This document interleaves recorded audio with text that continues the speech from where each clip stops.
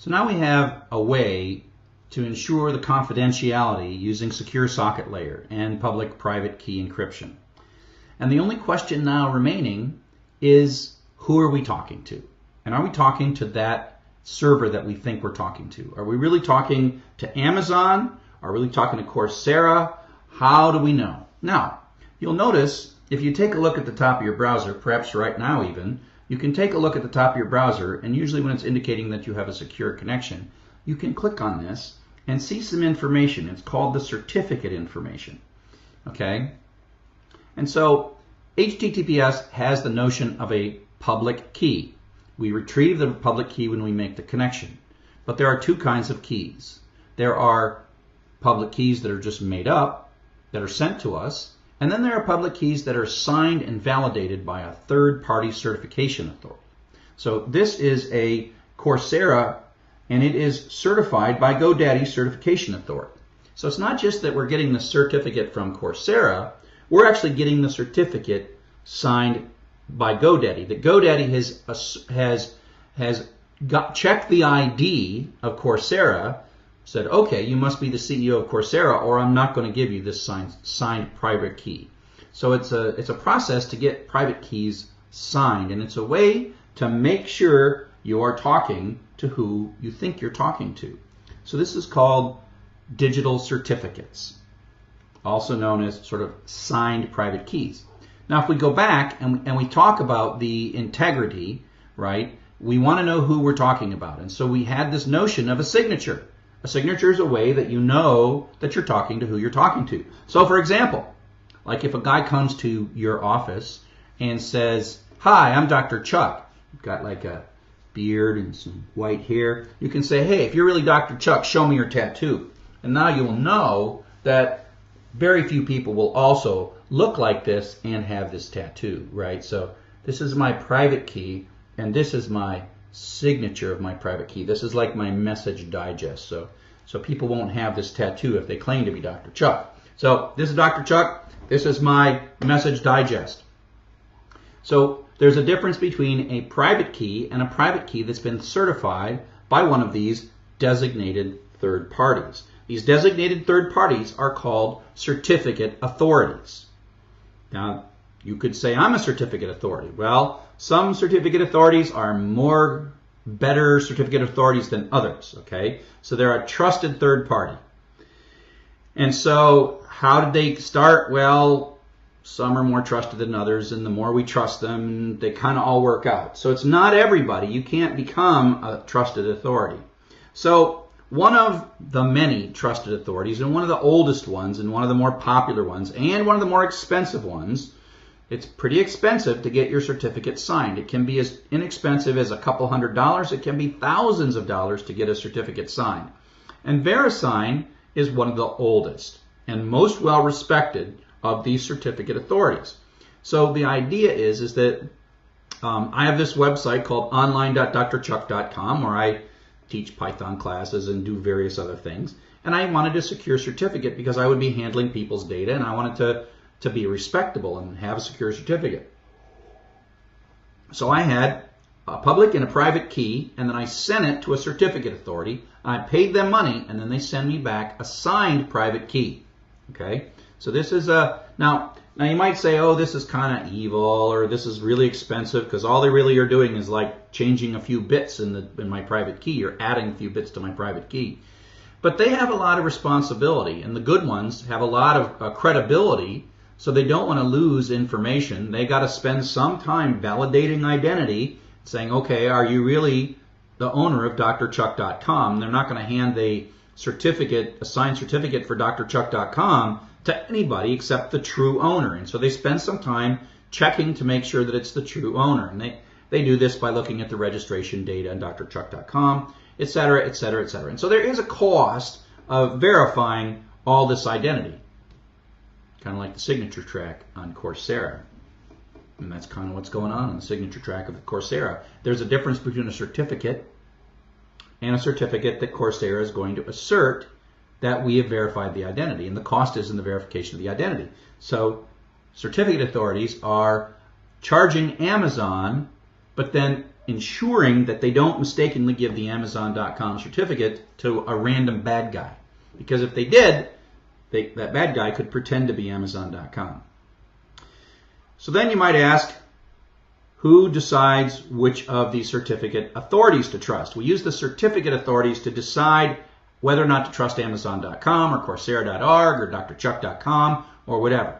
How do we decide which of the certificate authorities we're going to trust? Well, it turns out that Apple, Microsoft, and Linux and other operating system vendors pre-install at the moment that you're either purchasing your computer or installing your operating system. Part of that operating system is actually a list of the public keys of the chosen certificate authority. So if you look deep enough inside your computer, this is my Mac, you can see the companies that have been included by Apple as the manufacturer of the operating system. And so you see that VeriSign is one of those companies that has been pre-included in Apple Macintosh, which means that a certificate from VeriSign is going to be known, right? So let's look a little bit more. So these your browsers and your operating systems come with pre-built-in public key certificates for certain certificate authorities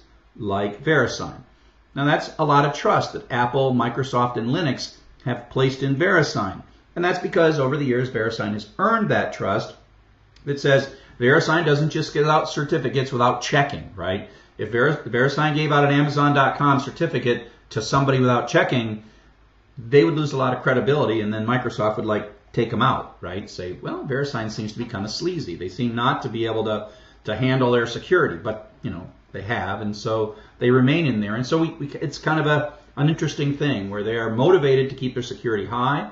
They're motivated to do a good job because the moment that they sort of fail, they lose a lot of credibility and respect, and their value of the VeriSign brand and is all of the respect that we have for VeriSign.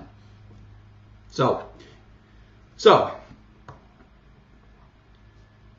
we mentioned public-private key encryption. We have the public key that goes across, and I'm about to type my credit card in, and so the problem now that we're going to solve is this really Amazon's key? Is it really Amazon's public key? I mean, I got a public key from across this connection I made to a server, and it claims that it's Amazon.com, but do I believe that it says it's Amazon.com? And so that's the integrity thing. That's the secure. Do I believe it? Is it really got the VeriSign tattoo in addition to the Amazon.com that it represents that it's Amazon.com's public key? So we can also use public keys to do signing, and basically VeriSign has a public and private key for VeriSign. The public key for VeriSign is sitting in your browser right now, and they do an encryption, much like the message digest. They do an encryption of Amazon's certificate and then sort of create a digest and then add that digest to it. So a certificate says, I'm Amazon.com, and later it says, oh yes, and VeriSign signed this with VeriSign's private key. Okay? So VeriSign's private key is used to sign Amazon. This is probably easiest if I just show you sort of a video. Wait, ooh, I'm going the wrong way. Am I going the wrong way? What's going on here? How come I'm going the wrong way? Yeah, I'm going the wrong way. Okay, so here we go. Going backwards. So here's how it works. This is how Amazon gets a public key signed by VeriSign, right? So in the beginning, VeriSign makes a public and a private key somewhere in a bunker, and they store the private key, and you can sometimes read up on how much effort they go to storing the private key. And then they hand the public key to Apple, Microsoft, and Linux, and then they bundle that in with your laptop. So your laptop that you buy, you walk out and you have a laptop and it's got public keys in it from the vendor. Now Amazon says, you know what? I'd like to do some commerce, and I would like to be able to use SSL and have a certified private key. So then what Amazon does is Amazon inside of its servers generates a public-private key pair. So this private key is not leaving Amazon servers. It takes a while. It takes minutes sometimes to generate the right sufficiently random public and private key by looking at all the large prime numbers and then picking one and then bang, making a public and private key. Then what Amazon does at that point is it transports its public key to Verizon. Now, during that transport, Eve might have seen it, but it's okay because it's just a public key, right? So it's just the public key, and so it actually can be sent across the internet, and it's most commonly sent across the internet. Like when I got the online.drchuck.com certificates, we just typed it in and sent it, because if you get a hold of the public key, all it means is you can encrypt. It doesn't mean you can decrypt.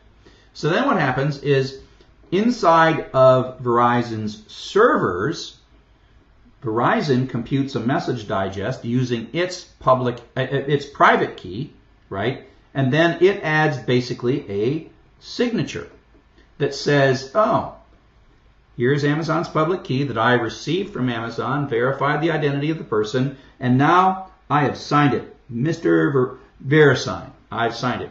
And that, of course, is just like message digest-like information that is appended to the bits of the public key. Then that public key with signature is sent back, bundled together and sent back to Amazon. And now Amazon has not just any old public key. It has a public key that says, I am Amazon.com, and VeriSign is now asserting that I am really who I am. Now, and again, so Eve saw that one. Who cares? It's just a public key. There's nothing about the VeriSign private key. It never left the VeriSign servers. The signature is public information. You can use the VeriSign public key to verify that the signature is right, but you can't forge the signature. So Eve can look at that. Eve could look going this way. Eve can look that way. Eve gets nothing. Eve gets nothing. So Amazon now has a signed and certified private key. Then what happens is, sooner or later, many hours, many days, many months later, you decide on your laptop, remember this is you, oops, this is you want to buy some shoes. So you connect to Amazon.com with your browser with an HTTPS connection. And then what happens is Amazon sends you its public key. And Eve, of course, is eavesdropping all the time. Eve sees it goes by. It's worthless, right? It's worthless because it's just the encryption key. It's not the decryption key. The fact that it's signed, it sees that, but it can't do anything with that information. Now, within your laptop, you have from the vendor the VeriSign public key from Macintosh or Apple or whatever. So you can look with this, you can look with this public key at that signature, and just like we did with the message digest before, you can go, yep, that's good. That really had to have been signed by VeriSign. And if your computer is really conservative, it can actually go check with VeriSign, can send it up and say, hey, did you verify this? And then VeriSign can verify it too. But you actually don't need to connect because you have the public key. The only way that the whatever that message digest could be right would be is if VeriSign's private key was used to generate the message digest. Just like we used to do Santa in the other one. Okay, the Santa is just really simple, but it's the same basic mechanism. This is verifiable that it came from this private key. Now, if somebody broke in and stole the private key, that's a different story. But if the private key is safe and secure, hasn't been compromised, the only way to generate that message digest is to be in possession of the private key. So now you are in a position where you are in a good mood, right? You see an HTTPS, you can pop that little thing and say that was signed by VeriSign. You can be assured that VeriSign is asserting that that public key came from Amazon. And now it is time to encrypt your Visa card and send it over an encrypted connection to Amazon. Okay, because you won't send your encrypted thing you won't send it unless you believe that the HTTPS is proper, and your browser will pop up a little pop-up and say, wait a sec, this certificate looks a little funky. Claims to be from Amazon.com, but it's not signed by one of the signatures that I believe in. So you send your data, it is encrypted, and Eve is watching, right? Eve is always watching, but because it's encrypted with a public key, unless Eve has supercomputers in a couple of months, there's nothing that Eve can do. And then, of course, Amazon decrypts it using the private key. So the private key comes in, and let me redo that. Right, so in it comes, Eve watches, but is helpless because they don't have enough computers. Eve doesn't have enough computers, and your key is large enough. So Amazon then takes its private key and uses that to decrypt it and ends up with your plain text again. So if you think this whole thing through, Eve was watching the whole time. We sent a public key, we signed and returned a public key, then we sent the public key to your laptop, we verified the public key, and the whole time Eve is sort of watching all this information, and she is powerless to break it. Pretty dang clever, if you ask me. And we can thank Diffie, Hellman, and Merkel for that. Pretty darn clever. Because Eve sees it all. Just think what would have happened if, like, the Germans had this in World War II. Would have been pretty cool. Of course, they didn't have computers, so it would have been difficult. I don't know. Too much to think about right now. Okay, continuing on. So, what we have is we have this thing called the Certificate Authority, which is a trusted third party that signs these certificates, right? And so it's an entity that issues digital signatures on public keys so that we, the public, have a way of validating that an Amazon.com certificate really came from Amazon.com. So if you then add this all together, right? If you add this all together, we have basic public-private key encryption that makes sure that this data can move across the internet, out of your computer, out back into the next one, all encrypted. That's just public-private that does that. And then we have this third-party certificate authority that your application can use to validate the certificate that comes out. And so the combination of SSL, or the Secure Sockets Layer, and the certificate authority gives us high confidence that when we're talking to something, we know we're really talking to it. So it's pretty non-intrusive security. If your browser pops up with a little pop-up message, that means it's got a certificate that it has no certificate of authority to validate. And that's not a good time to be typing in sensitive information unless you know exactly what's going on. So that sort of brings us to the conclusion of this.